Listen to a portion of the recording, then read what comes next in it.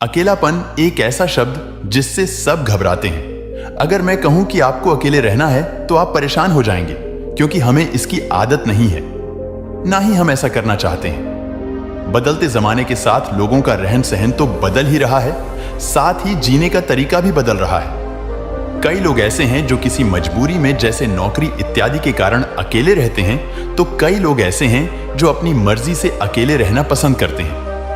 अपने काम को सच्ची लगन से अकेले ही करते हैं। जो लोग अपने मर्जी से अकेले रहते हैं, उनमें कुछ अलग ही गुण होते हैं। ऐसे लोग जीवन में सफलता जल्दी हासिल कर लेते हैं। अकेले रहने के फायदे अगर आपने समझ लिए तो समझो आपने पूरी जिंदगी समझ गए। अकेले रहना किसी के लिए वाकई आसान काम नहीं है अकेले रहने का, लेकिन यह भी मतलब नहीं है कि हम अपने घर, परिवार, मित्रों से दूर रहें। अकेले रहने की भी एक कला है जो आगे आपको इस कहानी में पता चलेगा। अकेले रहने का यह मतलब है एकांत में रहकर अपने काम को, अपने सम्मान को, अपनी प्रतिष्ठा को, अपने अंदर झांकने की कला को, अपने उज्जवल भविष्य को आप कैसे आगे बढ़ा सकते हैं, उसके बारे में जानना। हम अकेले रहने के उन 7 अमूल्य गुणों के बारे में भी जानेंगे। इस कहानी के माध्यम से एक व्यक्ति गुरु के पास आया और बोला, गुरुदेव, मेरे दुख का कारण क्या है?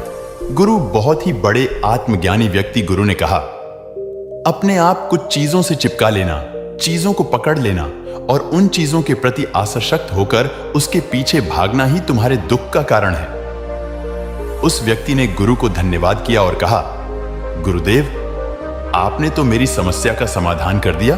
मैं इतने दिनों से अपनी समस्या का समाधान चाहता था। आपका धन्यवाद गुरुदेव। यह कहकर वह व्यक्ति वहां से जाने लगा। गुरु ने कहा, पूरी बात तो सुन लो। उस व्यक्ति ने कहा, नहीं गुरुदेव, आपका इशारा मिल गया, बस वही काफी है, और समझदार को इशारा ही काफी होता है। 1 महीने के बाद हुआ, फिर से गुरु के पास आया। इस बार उस व्यक्ति का हाल बहुत ही बुरा था।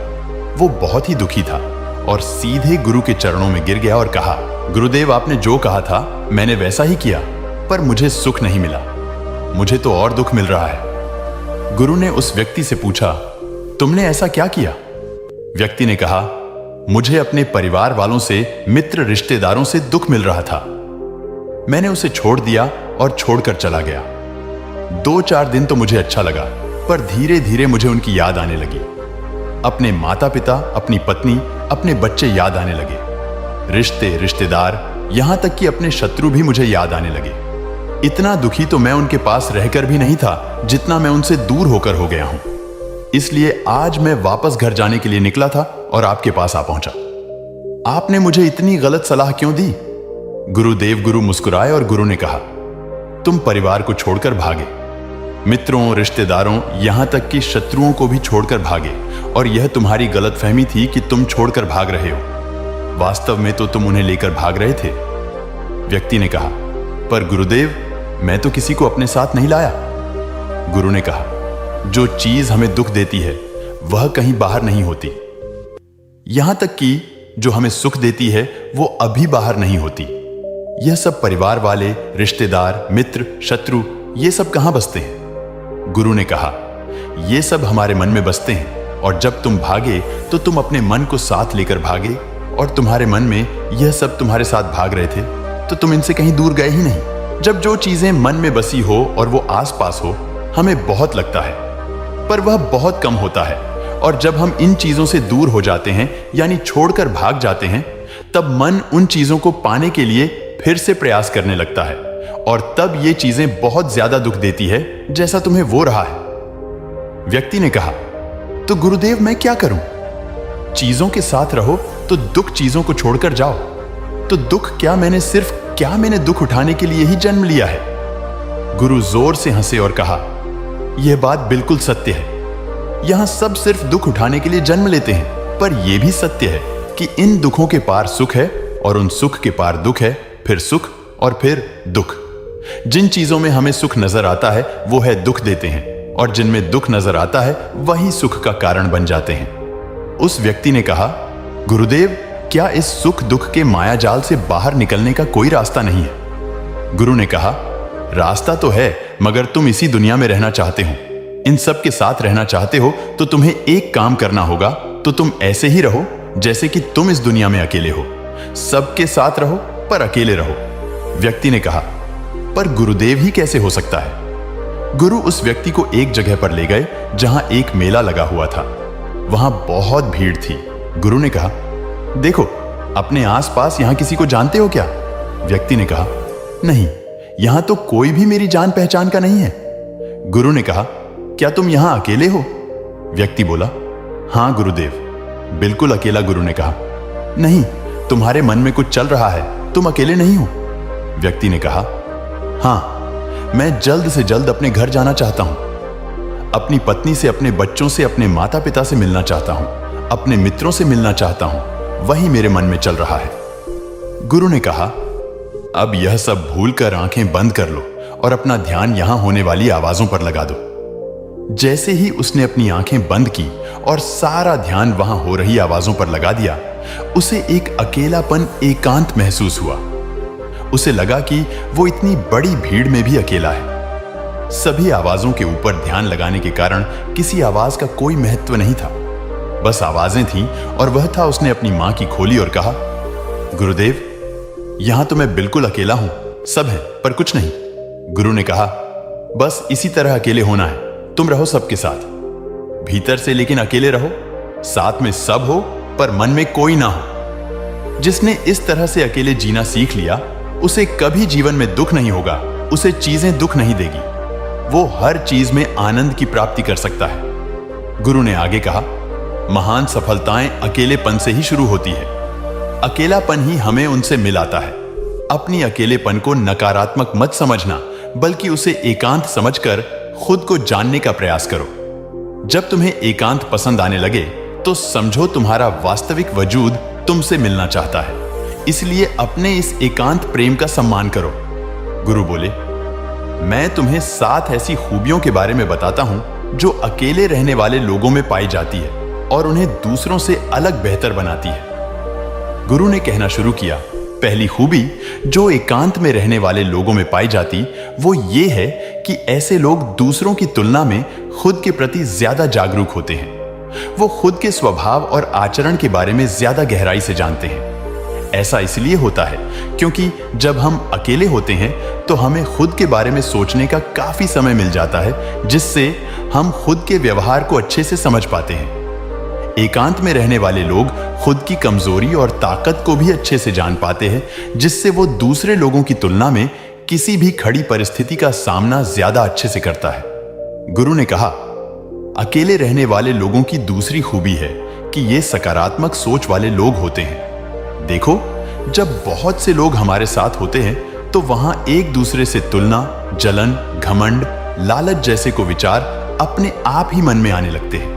फिर इंसान इन विचारों के वश में आकर उल्टे सीधे काम करने लगता है। हालांकि ऐसा नहीं है कि एकांत में रहने वाले लोगों के मन में ये विचार नहीं आते, लेकिन क्योंकि वो अकेले हैं, इसलिए दूसरों से तुलना, जलन, घमंड जैसे विचार उनके मन में दूसरों की तुलना में थोड़े कम आते हैं। साथ ही अकेले रहने की वजह से उन्हें खुद के बारे में सोचने का ज्यादा समय भी होता है, जिससे वो अपने नकारात्मक विचारों को पहचान कर उन्हें कम कर सकते हैं, जिसके कारण ऐसे एकांत में रहने वाले लोग ज्यादा सकारात्मक होते हैं। अकेले रहने वाले लोगों की तीसरी खासियत यह है कि ये लोग ज्यादा अनुशासित और आत्मनिर्भर होते हैं, क्योंकि अकेले रहने वाले लोगों को अपनी ज्यादातर काम खुद से ही करने पड़ते हैं। इसलिए यह दूसरों की तुलना में ज्यादा बात तुम्हें निर्भर होते हैं। साथ ही ऐसे लोगों को दूसरों का काम भी पसंद नहीं आता। ये अपना काम खुद करने पर ही भरोसा करते हैं। साथ ही ये लोग कोशिश भी करते हैं कि दूसरों से कम सहायता लेनी पड़े। पर क्योंकि ऐसे लोग आत्मनिर्भर और अपने काम को लेकर स्पष्ट होते, ऐसे लोग अनुशासित भी होते हैं। ये लोग अपने समय की कद्र करते हैं और दूसरों का भी समय बर्बाद नहीं करते। अकेले होने की वजह से ऐसे लोग एक निश्चित दिनचर्या का पालन भी करते हैं, जिससे ये लोग ज्यादा व्यवस्थित होते हैं और ये भी इनके अनुशासित होने का एक कारण है। गुरु ने आगे कहा, अकेले रहने वाले लोगों की चौथी खासियत यह है कि ये लोग किसी भी चीज के बारे में बड़ी बारीकी से और गहराई में जाकर सोच सकते हैं। अकेले रहने वाले लोगों की ये सबसे बड़ी खासियत होती है। इसलिए जितने भी लेखक, कवि और बड़े बड़े कवियों के रचयिता हैं। उन सभी को एकांत में रहना पसंद था, क्योंकि जब कोई व्यक्ति एकांत में होता है तो अपने अंदर की आवाज सुन पाता है। जितने भी बड़े आविष्कार हुए हैं, उन सब की शुरुआत एकांत में हुई थी, क्योंकि एकांत में रहकर ही किसी भी चीज के बारे में बड़ी बारीकी से सोचा और समझा जा सकता है। गुरु ने कहा, एकांत में रहने वाले लोगों की पांचवी खूबी यह है कि इनका व्यक्तित्व सबसे अलग हटकर होता है। वो लोग ज्यादातर दूसरे लोगों के साथ रहते हैं। ये अकेले रह ये नहीं पाते। वो कितनी भी कोशिश कर रहे हैं, लेकिन जाने अनजाने में सही, लेकिन दूसरे के व्यक्तित्व का कुछ हिस्सा उनके अंदर आ ही जाता है। दूसरों की आदतें, दूसरों के विचार उनके अंदर प्रवेश कर ही जाते हैं, जिससे उनके व्यक्तित्व में वो अनूठापन, वो निरालापन नहीं आ पाता।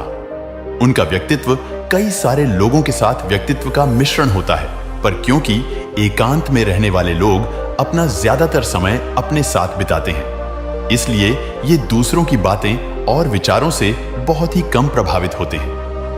इनके अपने जीवन को जीने के खुद बनाए नियम और कायदे होते हैं, जिनका ये पालन करते हैं। ये किसी से भी आसानी से प्रभावित नहीं होते हैं, इसलिए ऐसे लोगों की पहचान सबसे हटकर सबसे अलग होती है। इसलिए इनके व्यवहार में एक अलग ही निरालापन होता है, जो किसी दूसरे व्यक्ति को भी पसंद आ सकता है और ना भी। गुरु बोले, छठी खासियत जो एकांत में रहने वाले लोगों में होती, ज्यादा लोगों से अपने संबंध नहीं बनाते, लेकिन ये जितने भी लोगों से संबंध बनाते हैं, सच्चे दिल से बनाते हैं। ऐसे लोगों की बहुत ही कम दोस्त होते हैं, लेकिन जितने भी होते हैं, ये उनसे अपनी दोस्ती पूरी ईमानदारी से निभाने की कोशिश करते हैं। अक्सर लोगों को यह लगता है कि एकांत में रहने वाले लोग बहुत कम बात करते हैं, लेकिन उनसे पूछिए जिनसे ये दिल से जुड़े होते हैं, उनसे ये कितनी बातें करते हैं। वैसे लोग इन्हें अपना मान लेते हैं और वो इनके सामने अपने पूरे दिल की बात रख देते हैं। अकेले रहने वाले लोग बहुत ही कम लोगों के साथ संबंध रखते हैं, लेकिन जरूरत पड़ने पर वो अपनी तरफ से पूरी मदद करने के लिए तैयार रहते हैं। इसलिए इनके रिश्ते कम लोगों से तो होते हैं, लेकिन जिनके साथ भी होते हैं बहुत मजबूत होते हैं। अगली खासियत, अकेले रहने वाले लोग मानसिक तौर पर और भावनात्मक रूप से मजबूत होते हैं, क्योंकि उन्हें पता होता है कि अगर कोई समस्या उनके ऊपर आती है तो उन्हें अकेले ही उन्हें समस्या से निपटना पड़ेगा। कैसा बार बार करने से उनके अंदर खुद के प्रति आत्मविश्वास बढ़ जाता है, और आत्मविश्वास एवं आत्मसम्मान के बनने से वो मानसिक और भावनात्मक तौर पर और मजबूत होते चले जाते हैं, और ये मान लेते हैं कि कोई भी ऐसी समस्या नहीं है जिससे वो अपनी दृढ़ इच्छा शक्ति के दम पर हरा ना सकें, और यही एक सोच उन्हें दूसरों से अलग बनाती। इतना कहने के बाद गुरु चुप हो गए। उस व्यक्ति ने कहा, गुरुदेव, आपकी सारी बात तो ठीक है, लेकिन यह कब कहा जा सकता है कि अकेलापन एक वरदान है?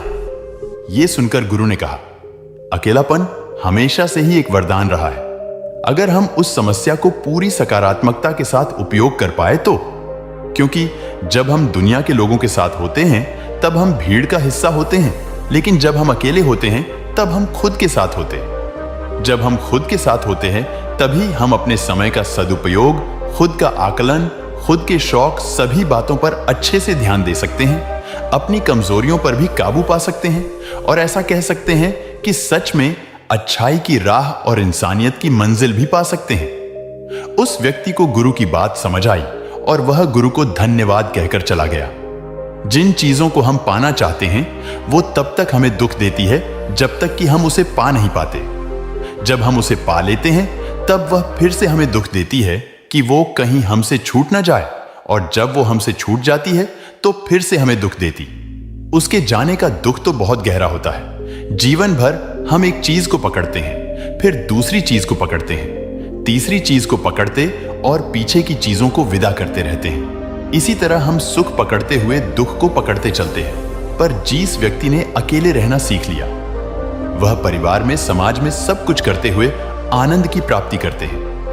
सारे कार्यों को पूरा करते हुए सुख से जीता है, आनंद से जीता है। दोस्तों, आपको यह कहानी कैसी लगी?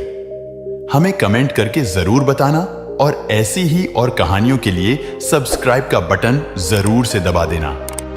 धन्यवाद। जय सनातन।